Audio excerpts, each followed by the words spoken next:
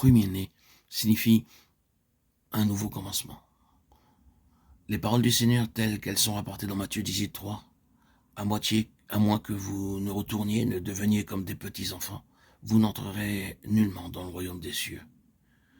Ceci est assurément un nouveau départ, et un tel commencement signifie bien évidemment certaines choses. Quand vous démarrez avec le petit enfant, et là le mot petit est le diminutif, vous avez ceci à votre avantage.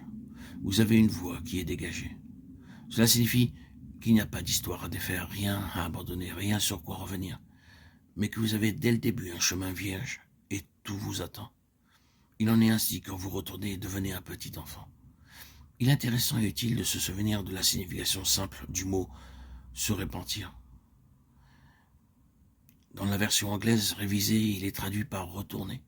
Cela signifie tout simplement que vous retournez en arrière et repartez à zéro. Vous faites marche arrière sur le chemin que vous aviez pris.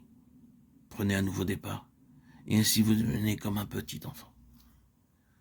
Le Seigneur ne voudrait pas que son peuple soit puéril, mais qu'il soit toujours comme un enfant. Et nous devrions pleurer intérieurement. Dieu interdit à jamais que nous soyons autre chose que semblables à un enfant, que nous allions au-delà de la place représentée par le petit enfant. Nous savons tout ce que le Seigneur dit au sujet de la croissance, de la maturité, mais nous cherchons toujours à garder à l'esprit la chose suivante. La véritable maturité est possible uniquement pour celui qui est comme un enfant, en esprit. Ce sont les personnes avec un esprit comme celui d'un enfant qui grandissent le plus rapidement, font de plus prompts progrès, arrivent à des stades plus vite que d'autres. Souvenez-vous que lorsque le Seigneur a prononcé ces mots, il traitait de la question de grandeur. Qui donc est le plus grand dans le royaume des cieux? Matthieu 18:1. Ainsi, la question de la grandeur est liée au fait d'être comme un enfant.